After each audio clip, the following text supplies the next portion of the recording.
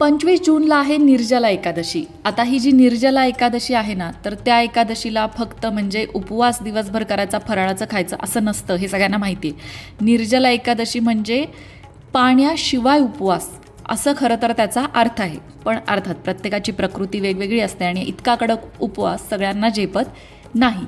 पण मग निर्जला एकादशीला आपण नक्की काय करू शकतो, कशा पद्धतीने आपल्या तब्येतीला झेपेल याप्रमाणे उपवास करू शकतो.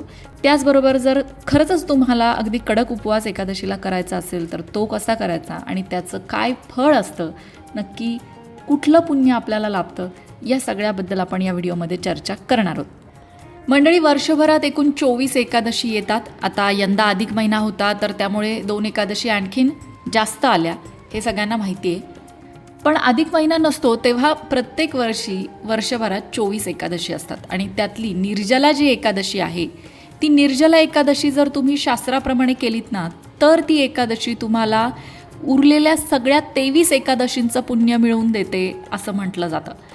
आता ही निर्जला एकादशी ज्यांना कडक उपवास करणं झेपतं ते करू शकतात.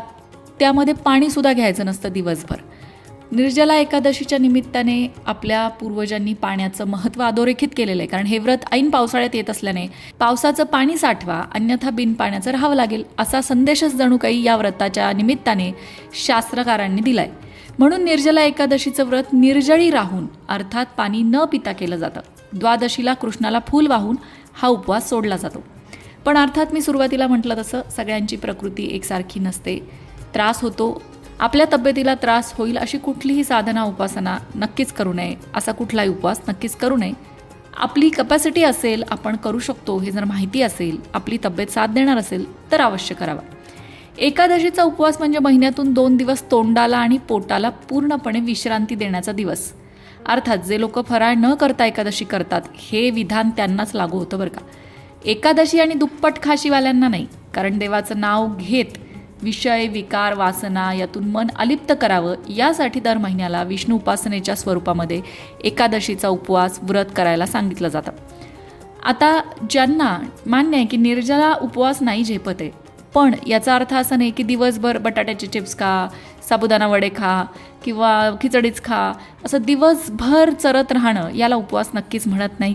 मगाशी म्हटलं तसं एकादशी आणि दुप्पट खाशी होऊन जातं मग ते. मग फळांवर उपवास करू शकता तुम्ही, काही आरोग्यदायी पर्याय निवडू शकता. पण उपवासाच्या दिवशी खाण्यावर कमी फोकस करायचा आहे आणि साधनेवर जास्त फोकस करायचा आहे. मन नियंत्रणात ठेवण्यासाठीचा हा एक उपाय आहे. आरोग्य, शरीरशुद्धी, अपचन, रोगनाश इत्यादीसाठी मनुष्यच नाही तर पशुपक्षीसुद्धा उपवास करतात. पशु किंवा पक्षी यांना अपचन झालं असता किंवा एखादा विकार, रोग झाला असता ते कडकडीत उपवास करतात. कोणताही खाद्यपदार्थ त्यांच्यापुढे ठेवला तरी ते स्पर्श करत नाहीत. काही कुत्रे, गायी तर जन्मापासून आयुष्यभर विशिष्ट दिवशी उपवास करतात, ही गोष्ट नक्कीच तुम्हाला माहिती नसेल.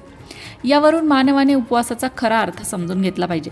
आणि आता आपल्याकडे 15 दिवसांनी एकादशी येते बरोबर, म्हणजे 15 दिवसातनं एकदा पोटाला आराम द्यायला सांगितला जातो. पण तुम्हाला माहिती का, जपानचे एक शास्त्रज्ञ आहेत आणि त्या शास्त्रज्ञांनी 2016मध्ये असा शोध लावला आहे की जर तुम्ही 16 तास उपाशी राहिलात, 16 तास काहीही न खाता राहिलात, तर तुमचं शरीर आपोआप तुमच्या शरीराची स्वतःच स्वच्छता करायला सुरुवात करतं. म्हणजे शरीरामध्ये अशा काही पेशी असतात ज्या ॲक्टिवेट होतात आणि शरीरातली सगळी घाण किंवा आजार निर्माण करणारे जे काही जंतू जे काही आहे ते सगळं स्वच्छ करायला शरीर आपोआपच सुरुवात करतं. म्हणजे आपल्या शरीरामध्येच शरीर स्वच्छतेची यंत्रणा आहे, पण आपण त्याला ॲक्टिवेटच करत नाही. सतत तोंड चालू, पोटाला काम दिलेलंच आहे पचनाचं, तर त्याला आराम कसा मिळणार आणि तो स्वच्छतेचं काम कधी करणार? हे म्हणजे कसं आहे माहिती का, तुम्हाला साधं उदाहरण द्यायचं झालं तर जसं की आपण आपल्या घरामध्ये राहतो, आपल्या घरामध्ये पाहुणे येतात, सण उत्सव आपण साजरे करतो, बऱ्याचदा गेट टुगेदर्स करतो. पण 15 दिवसांनी एकदा किंवा आठवड्यातनं एकदा जेव्हा केव्हा आपल्याला सुट्टी असते, आपण घराची सुद्धा स्वच्छता करतो की नाही. आज मला वेळ आहे, आज काहीही काम नाही आहे, ऑफिसलाही सुट्टी आहे, आज कुणी येणार नाही, तर आज चला बरं घर आवरूया.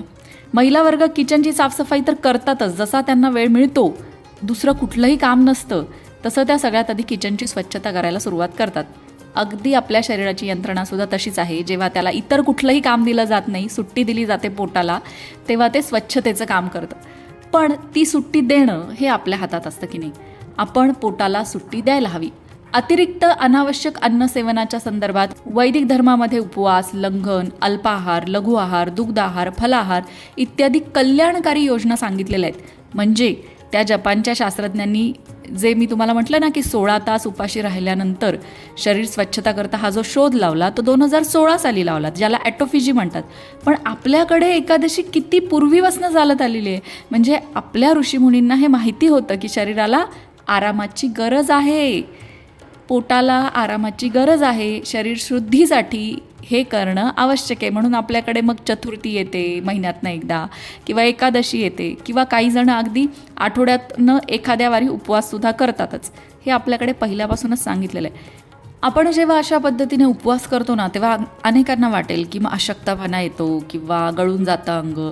तर तसं नाही आहे. विश्रांती देण्यामुळे इंद्रियांची कार्यशक्ती वाढते, कार्यक्षमता वाढते आणि ते आरोग्याला उपयुक्त ठरतं. म्हणूनच आता निर्जला एकादशी जी आहे ती निर्जला एकादशी तुम्हाला अगदी बिना पाण्याची करायला जमणार नसेल तर काही हरकत नाही.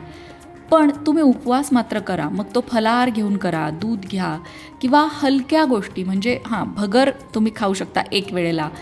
पण मर्यादित खाणं, प्रमाणात खाणं आणि शक्यतो 16 तासांचा उपवास आपल्याला घडेल अशा पद्धतीने ते प्लॅन करणं गरजेचं आहे. म्हणजे जरी तुम्ही एकादशी जरी करत असलात ना तरी काय करा, दुपारी 12च्या आतच फराळ करून घ्या आणि 12 नंतर काहीही खायचं नाही असा उपवास तुम्ही करू शकता. ज्यांना पाणी सोडणं शक्य नाही आहे ते अशा पद्धतीने उपवास करू शकतात की दुपारी 12 नंतर काही खायचं नाही, थेट दुसऱ्या दिवशीच उपवास सोडायचा. बरोबर 16 तास होतात तुमचे आणि तुमच्या शरीराला सुद्धा विश्रांती मिळते. पण अर्थात तुम्हाला काही इतर आजार असतील, काही गोळ्या चालू असतील, तुम्ही डायबेटीसचे पेशंट असाल तर मात्र या गोष्टी करायला जाऊ नका, कारण यासाठी तुम्हाला तुमच्या डॉक्टरांचा सल्ला घेणं आवश्यक असणार आहे. मग तुमच्या तब्येतीला जसं, प्रकृतीला जसं झेपेल तसं फराळाचं खाऊन तुम्ही उपवास करू शकता.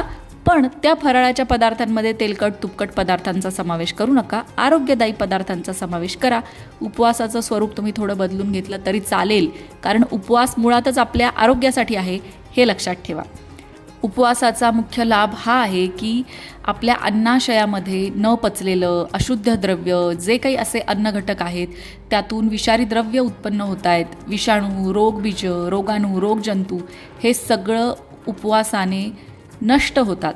त्यामुळे रोगांचाही आपोआप सहज नाश होतो. त्यामुळे आजाराची कारणं कमी होतात, दीर्घायुष्याचा लाभ होतो. आता निर्जला एकादशीच्या दिवशी सकाळी लवकर उठावं, स्नान करावं, सूर्याला अर्घ्य अर्पण करावं, अर्थात सूर्याला जल अर्पण करावं, भगवान श्रीहरी विष्णूंची, पांडुरंगाची पूजा करावी, पांडुरंगाला तुळशीपत्र अर्पण करावं, पिवळी फुलं अर्पण करावीत. त्याचबरोबर पांडुरंगासाठी हरिपाठ म्हणावा किंवा विष्णू सहस्रनाम येत असेल तर ते म्हणावं किंवा ऐकावं. त्याचबरोबर विष्णू मंत्राचा जप करावा, किंवा अगदी काही जमत नसेल तर विठ्ठल विठ्ठल जय हरी विठ्ठल म्हटलात तरीसुद्धा सुंदर जप होतो, मनाला शांती मिळते. तनाची शुद्धी, मग मनाची शुद्धी मंत्रजप आणि स्तोत्राने होते. तनाची शुद्धी उपवासाने होते, मनाची शुद्धी कशाने होते तर तुम्ही जी साधना उपासना करता त्याने होते. आता अर्थात या सगळ्या गोष्टी तुम्हाला म्हणजे तुमचं रोजचं जे रुटीन आहे ते सांभाळून करता येत असतील तर अवश्य करा. जे नोकरी करणारे आहेत, ज्यांना एवढा कडक उपवास झेपत नाही, त्यांनी अर्थातच तब्येतीला झेपेल तसा उपवास करावा. किंवा ज्यांना दिवसभर साधना करायला जमणार नाही आहे त्यांनी कमीत कमी संध्याकाळच्या वेळेला देवाजवळ दिवा लावून कुठलंही एक स्तोत्र भगवान श्रीहरी विष्णूंचं किंवा पांडुरंगाचं म्हणावं किंवा ऐकावं. आपल्याला जशी झेपेल त्या पद्धतीने साधना उपासना करावी. पण त्या एकादशीच्या तिथीचा लाभ मात्र नक्की प्रत्येकाने जसा जमेल तसा घ्यावा. माहिती आवडली असेल तर कमेंट बॉक्समध्ये जय हरी विठ्ठल लिहायला विसरू नका. मंडळी, वास्तुशास्त्र, ज्योतिषशास्त्र, अंकशास्त्र यासारख्या विषयांवर तुमच्या मनात काही शंका असतील तर त्या कमेंट बॉक्समध्ये नक्की विचारा. तुमच्या प्रश्नांची उत्तरं घेऊन येण्याचा प्रयत्न आम्ही नक्कीच करू. त्याचबरोबर आणखीन कोणत्या विषयांवरचे व्हिडिओ तुम्हाला ऐकायला आवडतील ते सुद्धा कमेंट करून सांगा. म्हणजे तुम्हाला हव्या असणाऱ्या विषयांवर सुद्धा व्हिडिओ घेऊन आम्ही येऊ.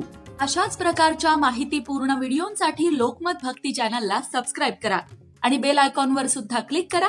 म्हणजे आमच्या नवनवीन व्हिडिओचं नोटिफिकेशन तुम्हाला मिळत राहील. तसंच योग्य आध्यात्मिक मार्गदर्शनासाठी लोकमत भक्तीच्या फेसबुक पेजला फॉलो करायला विसरू नका.